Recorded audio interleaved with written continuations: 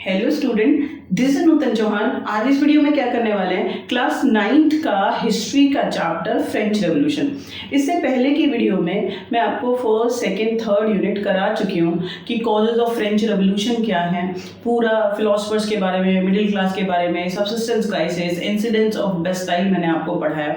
मैंने revolutionary war के बारे में आपको समझाया, उस टाइम पर क्या डिफिकल्टीज थी पूरे फ्रांस में, औरतों को कैसे संघर्ष करना पड़ा कि आदमी तो सारे वॉर में जा रहे हैं जो ठीक है, और जो औरतें हैं उन्हें अपना घर संभालना है, बच्चे संभालने हैं, उनके सामने चैलेंज था। पॉलिटिकल क्लब मैंने आपको जैकोबिन क्लब के बारे में बताया कि बहुत सारे पॉलिटिकल क्लब बने, ये जो सबसे इंपॉर्टेंट है वो है जैकोबिन क्लब, ठीक है। और रॉबेस्पियर ने इसके लीडर हैं, वो मैंने आपको समझाया। फिर जब रॉबेस्पियर की गवर्नमेंट आई, ठीक है, तो उन्होंने क्या कानून बनाया, उसको रेन ऑफ टेरर क्यों कहते हैं, तो वन बाय वन वो हम सब डिस्कस कर चुके हैं। अब हम पढ़ने वाले हैं आज डायरेक्टरी रूल्स ऑफ फ्रांस।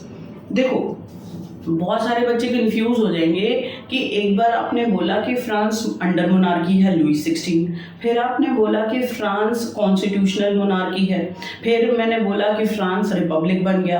अब मैं बोल रही हूँ कि फ्रांस अंडर डायरेक्टरी रूल्स आ गया, डायरेक्टर्स उसके ऊपर शासन कर रहे हैं।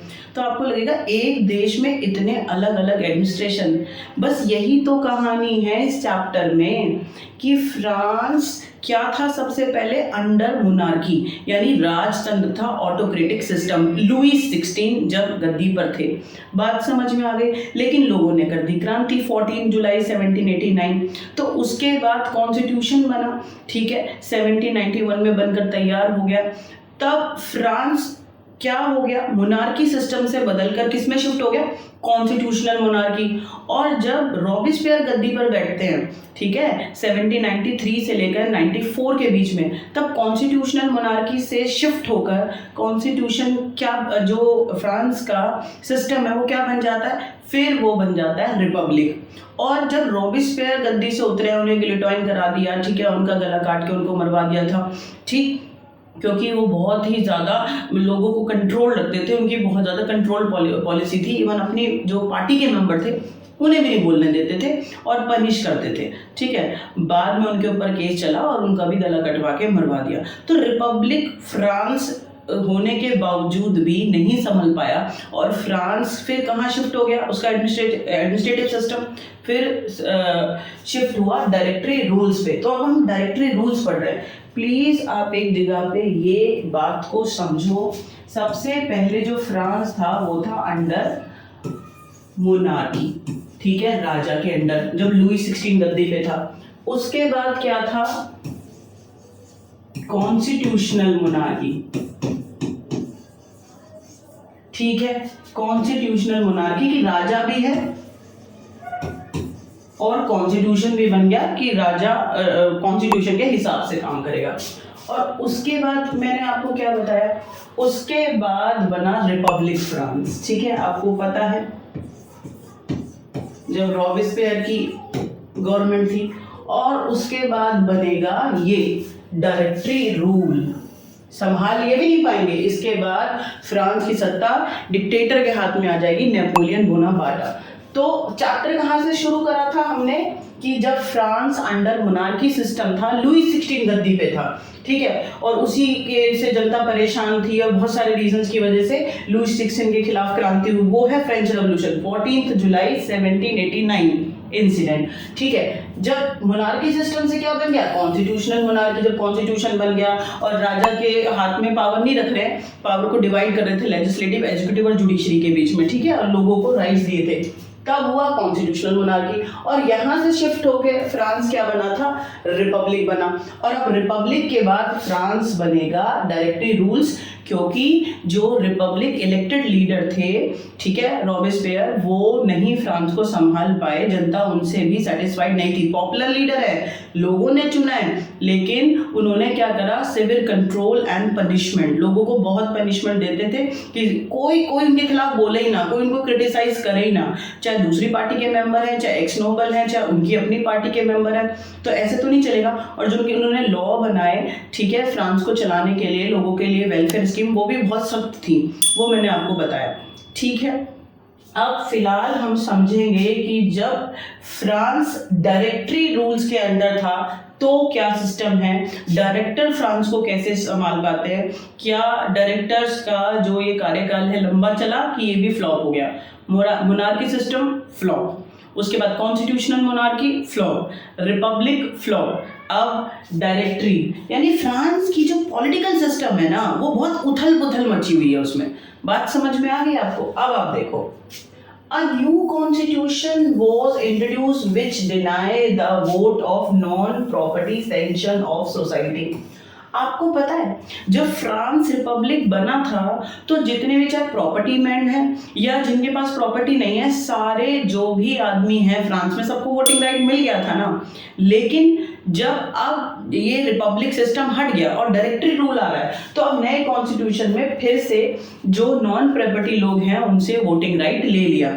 देख रहे हो कितना ज्यादा सिस्टम बार बार हिल रहा है, कभी वो वोटिंग राइट दे रहे हैं, कभी वोटिंग राइट नहीं दे रहे हैं। जब कॉन्स्टिट्यूशनल मोनार्की बना था, ठीक है, कॉन्स्टिट्यूशन बना था पहली बार फ्रेंच रेवोल्यूशन के बाद, तब क्या हुआ था, तब बेटा लोगों को वोटिंग राइट मिला था, ठीक है, एक्टिव सिटीजन। लेकिन उनमें सिर्फ जिनको प्रॉपर्टी थी जिनके पास और अपने 3 डेज के वेजेस को वो एज अ टैक्स पे कर सकते हैं, ठीक। तो कॉन्स्टिट्यूशनल मोनार्की जब बना था तो सिर्फ उन्हें ही एक्टिव सिटीजन में बोलते थे और उन्हें वोटिंग राइट था। लेकिन जब फ्रांस रिपब्लिक बना तो चाहे औरतों को तो नहीं मिला, औरतों का बाद में हम पढ़ेंगे 4th यूनिट में, लेकिन जब फ्रांस रिपब्लिक बना, रॉबेस्पियर गद्दी पर बैठे, तो मैन चाहे उनके पास प्रॉपर्टी है या नहीं है सबको वोटिंग राइट मिल गया।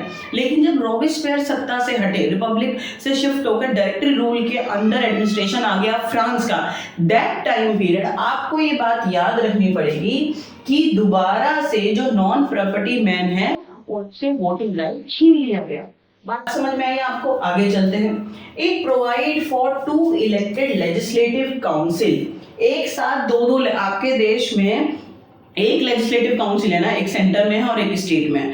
यहाँ फ्रांस को चलाने के लिए 2 लेजिस्लेटिव काउंसिल थी, ठीक है। जब डायरेक्टरी रूल सिस्टम आया, These then appoint a director, फिर ये एक डायरेक्टर अपॉइंट कर रहे हैं, and executive made a 5 member.